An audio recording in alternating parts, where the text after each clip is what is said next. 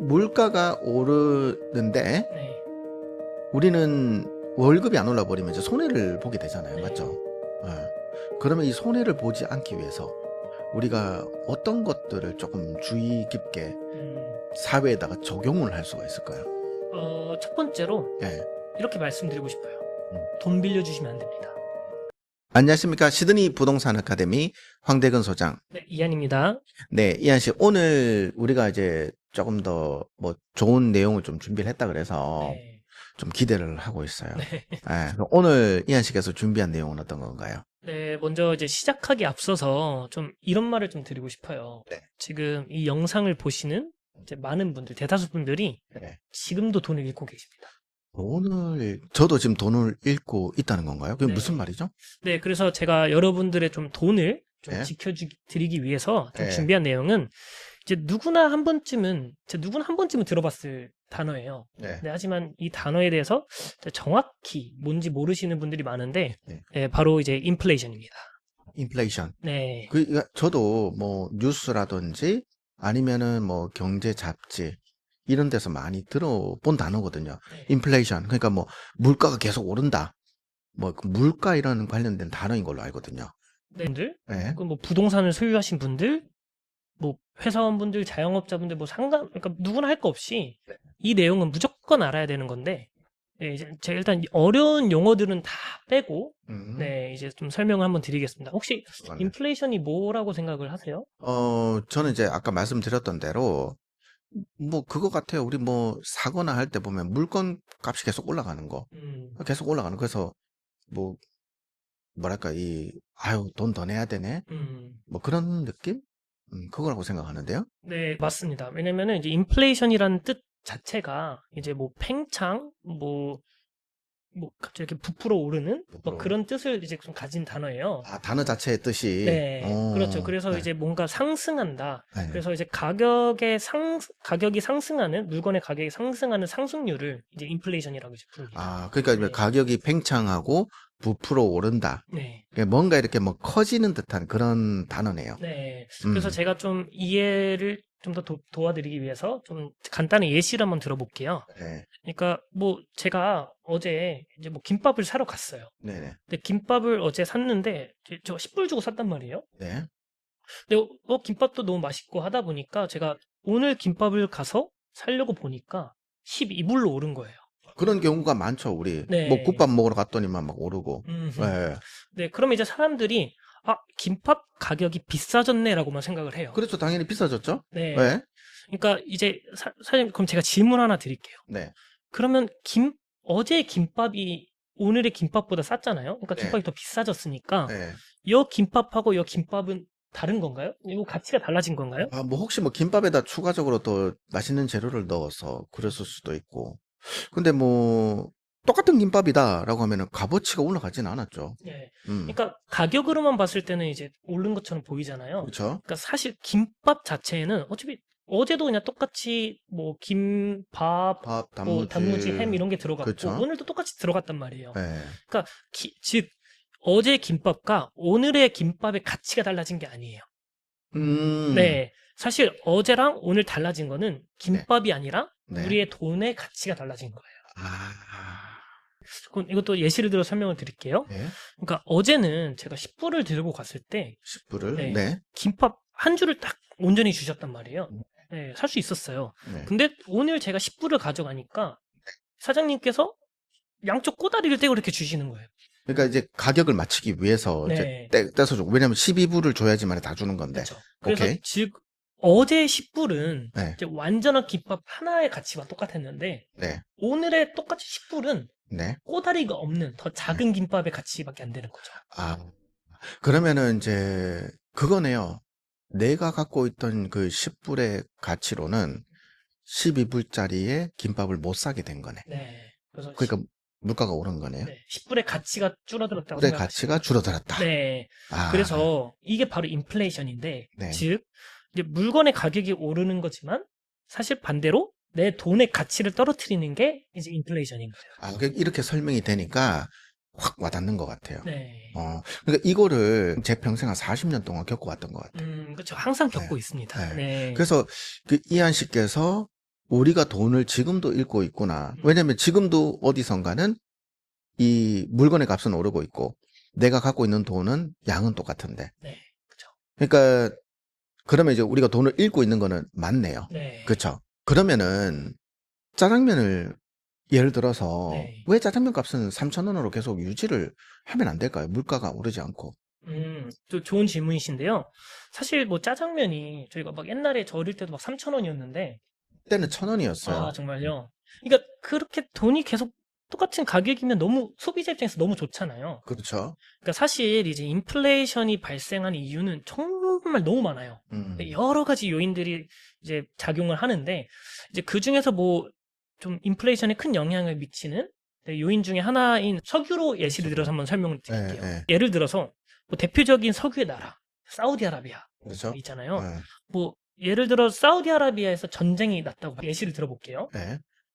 사우디아라비아에서 전쟁이 나서 사우디아라비아 사람들이 전쟁을 하느라 이제 석유를 많이 못 뽑아내는 거예요. 뽑아내고. 네. 예.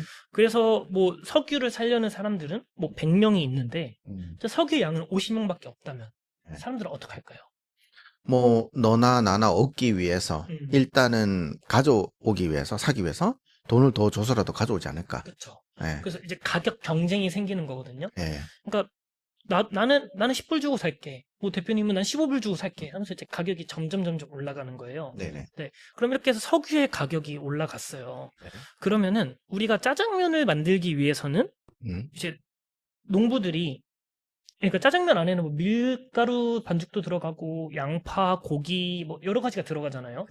그러면은 이 밀가루를 수확하기 위해서 네. 뭐 옛날 같았으면은 뭐 손을 이렇게 직접 베고 했을 그렇죠. 텐데 예. 지금은 다 이렇게 기계를 돌려서 하잖아요. 예. 그럼 그 기계에 뭐가 들어가겠어요? 일단 석유가 들어가니까 그쵸. 이제 비싼 석유로 네, 이제 진행을 해야 되는 거네요. 그렇죠. 그러면 농부들은 그냥 똑같은 가격에 판매를 할까요? 당연히 본인들이 보던 마진이라는 게 있으니까 네, 아무래도 그걸 이제 올리려고 하지 않을까요? 그렇죠. 그러면은 우리가 밀가루 가격도 상승을 했어요. 네. 그러면 이 밀가루를 이제 중국집 사장님들한테 보내줘야 되잖아요. 네. 혹은 대형마트 이렇게 보내줘야 되잖아요. 팔기 네. 위해서. 네. 그러면 뭐가 필요하겠어요? 배송이 필요한단 말이에요. 네. 그러면은 배송을 할 때 보통 이제 뭐 트럭으로 뭐 운전을 해서 배송을 하거나 뭐 배 혹은 비행기를 통해서 이렇게 배송을 하잖아요. 그럼 거기에 또 기름이 들어간단 말이에요. 네. 그럼 어쩔 수 없이 또 배송비도 올라갈 수밖에 없는 거예요. 그러면 저희가 한번 뭐 정리를 해보면은 지금 석유값 비싸졌죠. 네. 그래서 원자재값 비싸지고 배송비까지 늘어났어요. 네. 그럼 짜장면을 저희가 원래 1,000원을 주고 만들어서 3,000원에 판매를 했다고 하면은 네. 지금은 짜장면 한 그릇 만드는데 3,000원을 드는 거예요. 그렇죠. 그럼 이제 중국집 사장님들은 당연히 5,000원으로 가야지 내가 보던 2,000원의 이득을 남길 수가 있게 되는 거네요. 네. 이게 네. 이제 인플레이션이 발생하는 이제 한 가지 원인 중 하나입니다. 네. 그러니까 그 석유가 이제 저도 듣기는 많이 들었어요. 그러니까 석유가 우리 생활에서 끼치는 영향이 엄청나다라는 거. 네. 그 지금 호주에서는 석유값도 많이 올랐잖아요. 우리 기름 당장 네. 차 넣을 때 보면은 지금은 좀 떨어진 것 같아요. 네, 요즘 맞아요. 뭐 싼 곳은 그 페트롤 네. 그게 한 160 얼마도 떴고 네. 예전에 많이 나갈 때 막 200 이렇게 뜨기도 네, 하더라고요. 맞아요. 그래서 막 깜짝 놀랐는데 네. 그때 저도 생각은 했었어요. 이거 이렇게 올라버리면은 이거 운송비하고 다 올라갈 텐데 네. 왜 큰일 났구나 그런 생각을 하기는 했었죠. 네. 그래서 저희가 짜장면을 3,000원에 사 먹을 수가 없는 이유 중 하나입니다. 네. 그러면 이제 정리를 해보자면은 이 그 석유라든지 뭐 원자재 값 네. 이런 것들의 이제 그 수요와 공급에 의해서 네. 물가가 또 상승되는 그런 요인으로도 이제 연결이 되는 거네요. 그렇죠. 그렇죠? 네. 이제 아무래도 이제 수요와 공급의 이제 불균형에 의해서 네. 이제 인플레이션이 발생을 하고요. 네. 근데 사실 여기서 인플레이션에 어떻게 보면 가장 큰 혹은 좀 장기적인 영향을 주는 가장 큰 이유는 돈의 숫자 때문이에요. 돈의 숫자, 돈 숫자하고는 또 무슨 관계가 있죠? 예를 들어 설명을 해볼게요. 이제 호주 정부가 이제 돈이 없는 거예요. 네. 그런데 돈이 없으면은 이제 돈을 호주 정부가 조달할 수 있는 방법이 뭐 한 3가지 정도로 보면은 첫 번째, 세금을 거둘 수 있고요. 네. 두 번째, 돈을 빌릴 수가 있고요. 네. 세 번째로 돈을 만들어내면 돼요.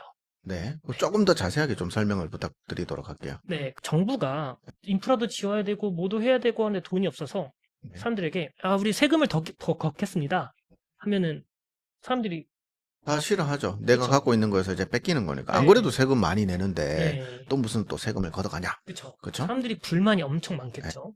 그럼 두 번째로 호주 정부가 돈이 없어서 뭐 은행에 돈을 빌릴 수도 있고 다른 나라에 빌릴 수도 있고 뭐 일반 사람들한테도 빌릴 수 있고 그냥 막 빌리는 건가요? 즉 채권을 발행해서 이제 돈을 빌리는데 이제 보통 이거를 국채라고 불러요. 그래서 채권 그러던데, 네.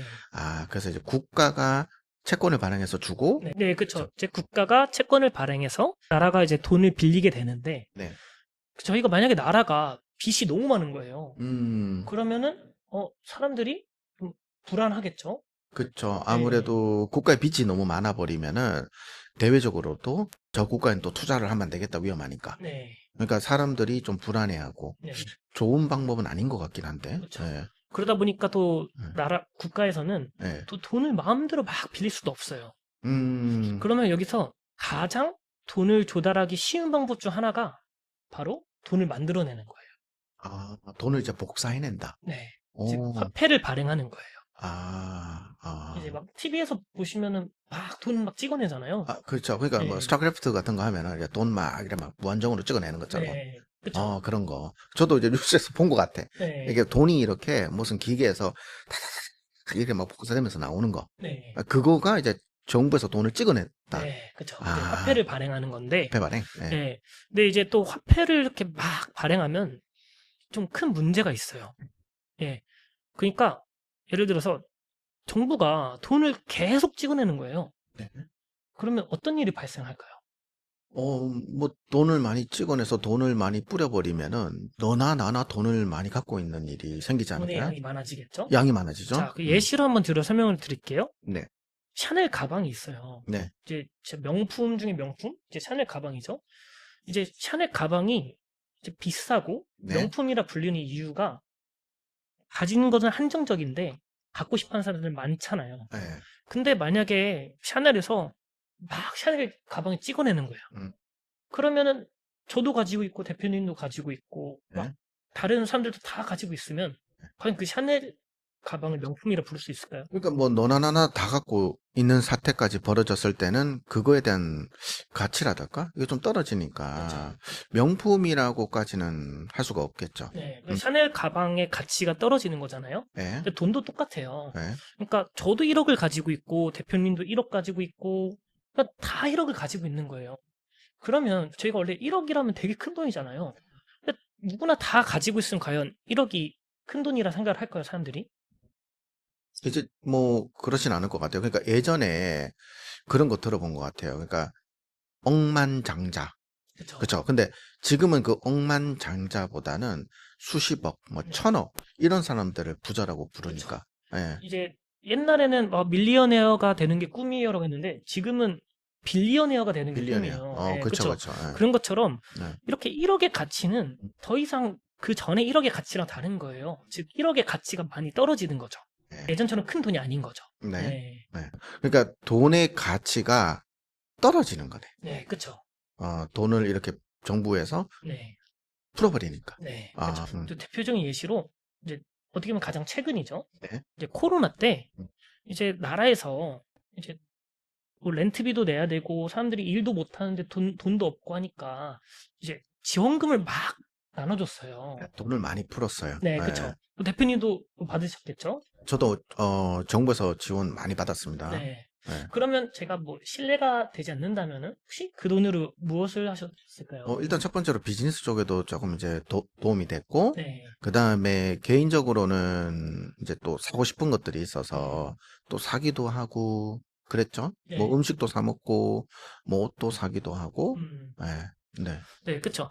그러면은 대표님이 그 돈으로 뭐 우리가 아까 짜장면 얘기를 했으니까 네. 짜장면을 사 드신 거예요. 네. 근데 저도 어차피 나라에서 돈을 줬네? 그 짜장면을 사 먹고 다른 사람도 짜장면을 사 먹고 그러니까 사람들이 이제 돈을 막 받았으니까 그걸로 막 짜장면을 엄청 사 먹는 거예요. 네. 그러면 짜장면 사장님 중국집 사장님 입장에서 예. 짜장면이 되게 잘 팔리네. 한번 가격을 한번 올려볼까? 예. 하고 이제 가격을 조금씩 이렇게 올리니까 예. 결국에는 이제 물건들의 가격이 상승하는 이제 인플레이션이 발생하게 되는 거죠. 그러니까 이현 씨 말은 그 사람들이 짜장면을 많이 먹는 네. 그런 이제 뭐라 그러죠? 수요? 네. 수요가 많이 늘어나니까 짜장면집 사장님 측에서는 이제 가격을 이렇게 올려도 되는 거예요. 그렇죠. 그래서 이제 이러한 이유 때문에 이제 돈의 숫자가 많아지면은 예. 이제 장기적으로 인플레이션에 계속 영향을 줘요. 네. 돈의 숫자가 이제 늘어났을 때 사람들이 뭔가 쓰려고 하는 것들이 많이 그렇죠. 이제 사회적으로 많이 나오게 되니까. 네. 그러면 이제 이게 물가가 오른다라고 하는 거는 네. 사람들이 다 싫어해요. 맞죠? 네. 그렇죠. 그래서 이게 돈을 푼다라는 게 꼭 정부에서 돈을 주거나 돈을 푼다라는 게 좋은 것만은 아니네요. 네, 그렇죠. 뭐 그 당시에 막 나라에서 막 지원금, 보조금 막 줄 때 그때는 다들 너무 좋다. 공짜로 돈 생겼다 하면서 막 소비를 막 엄청 하셨을 거 아니에요? 네. 근데 지금 결국에는 지금 다들 그러시잖아요. 음. 요즘 물가가 미쳤어. 요즘 무슨 뭐 밥값 뭐 외식하려면은 막 너무 비싸. 막 이런 불평불만을 할 수밖에 없게 되는 그렇죠. 상황이 그렇죠. 오는 거죠. 예. 네. 근데 또 한 가지가 우리가 이제 물가가 오르기도 하지만 이 또 다른 물가 중에서 이 월급도 또 오른단 말이에요. 네. 그러면은 사실상 이거 똑같은 건가? 뭐 어떻게 되는 거죠? 자, 그러면은 대표님께서 예시를 한번 들어 또 설명을 드릴게요. 네. 대표님께서 음. 저한테 지욱 씨, 제가 월급을 올려줄게요. 네. 이렇게 얘기를 하신 거예요. 그럼 음. 과연 제가 어머니한테 전화해가지고 엄마, 저 월급이 올랐어요. 하고 네. 혹시 말을 할 수 있을까요? 당연히 말할 수 있죠. 왜냐면 내 월급이 올랐으니까. 예. 그럼 그쵸. 돈의 숫자가 올랐으니까 당연히 네. 말을 할 수 있겠죠. 그러면은 이렇게 한번 생각을 해볼게요. 제 연봉이 1,000만 원이었어요. 근데 제 대표님이 저한테 오셔가지고 이한 씨 작년에 수고 너무 많았어요. 제가 한 3% 올려드릴게요. 네. 그래서 제 연봉이 1,000만 원에서 이제 1,030만 원이 된 30만 거죠. 원으로 됐어요. 네. 네. 그러면은 제가 작년에 어떤 차를 사고 싶었던 거예요. 제 연봉으로. 네. 이제 1,000만 원짜리 차를 사고 싶었는데 올해는 돈 쓸 일이 많으니까 좀 더 모아서 사자 하고 이제 1년을 지났고 지나고. 네. 이제 오늘 이제 제가 1,000만 원 들고 가서 살려고 보니까 이제 인플레이션도 똑같이 3%였어가지고 차가 1,030만 원이 된 거예요. 30만 원 돼요. 네. 그럼 과연 제 돈의 가치, 즉 연봉이 올랐다고 볼 수 있을까요? 같은 돈으로 더 살 수가 있는 게 아니라 똑같은 걸 사는 거니까 네. 결국은 이제 같은 거네. 그렇죠. 그렇다고 해서 이제 그럼 1년 전에 샀어야 되냐? 1년 전에는 내 월급은 또 낮았고. 네. 그럼 뭐 같다라고 봐야 되네. 그러니까 그렇죠? 돈의 숫자는 늘어났지만 예. 그러니까 제가 받는 돈의 숫자는 늘어났지만 어찌됐든 가치는 똑같은 거예요. 근데 최소한 손해는 안 보고 있겠죠. 3%만큼 그러네. 올려주셨으니까. 네. 물가 오른 것과 내 연봉이 같은 숫자로 올랐으니까 손해를 보는 거는 아니고 네. 똑같은 거네요. 네. 근데 그러니까, 만약에 연봉이 2% 올랐다. 네. 근데 그 차값은 이제 1,030만 원이고 네. 내 연봉은 1,020만 원이다. 네. 그러면은 이거는 또 기다려야 되는 거네요. 그렇죠. 예. 그렇죠. 그럼 연봉이 올랐다고 말할 수가 없는 거죠. 없는 거가 되는 예. 거고. 네. 그러니까 물가가 오르는데 네. 우리는 월급이 안 올라 버리면 이제 손해를 보게 되잖아요. 네. 맞죠? 그러면 이 손해를 보지 않기 위해서 우리가 어떤 것들을 조금 주의 깊게 사회에다가 적용을 할 수가 있을까요? 첫 번째로 예. 이렇게 말씀드리고 싶어요. 음. 돈 빌려주시면 안 됩니다. 돈을 돈을 빌려주면 안 되죠, 당연히. 네. 근데 왜 그 이유가 어떻게 되죠? 자, 만약에 제가 대표님에게 대표님 제가 이번 달 생활비가 좀 부족해서 네. 혹시 10만 원만 좀 빌려줄 수 있을까요? 제가 뭐 일주일 후에 갚을게요. 라고 네. 이제 제가 10만 원을 빌려간 거예요. 네.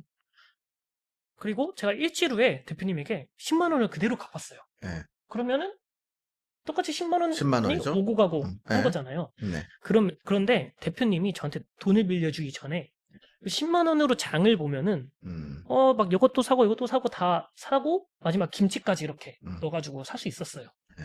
근데 일주일 후에 저한테 10만 원을 받아가지고 네. 다시 마트에 가보니까 똑같은 걸 다 샀는데 마지막에 김치를 살 돈 부족한 거예요.